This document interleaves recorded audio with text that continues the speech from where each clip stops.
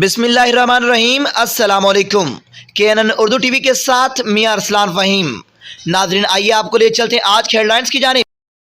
خبر شامل کرتا ہوں چنیوٹ سے۔ وزیر اعظم پاکستان عمران خان کے کلین اینڈ گرین پاکستان اور وزیر اعلیٰ سردار عثمان بزدار کے کلین اینڈ گرین پنجاب کے ویژن کے تحت ڈپٹی کمشنر کی زیر نگرانی چنیوٹ کی تاریخ کا سب سے بڑا صفائی آپریشن جاری ہے۔ ڈپٹی کمشنر عاصم جاوید نے 1 ماہ قبل اپنے عہدے کا چارج سنبھالتے ہی شہر میں صفائی ستھرائی کی غیر معیاری صورتحال کو دیکھتے ہوئے صاف ستھرا چنیوٹ بنانے کی ٹھان لی، جس کے لیے وہ خود روزانہ کی بنیاد پر صبح شہر کا دورہ کرتے ہیں اور صفائی عملہ کی جانب سے کیے جانے والے کام کا جائزہ لیتے ہیں۔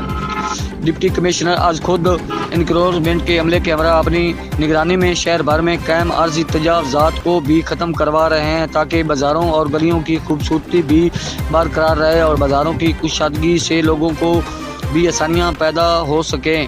شہر میں موجودہ پارکس کی بھی خوبصورتی، صفائی ستھرائی سمیت مرمت کا کام بھی جاری ہے۔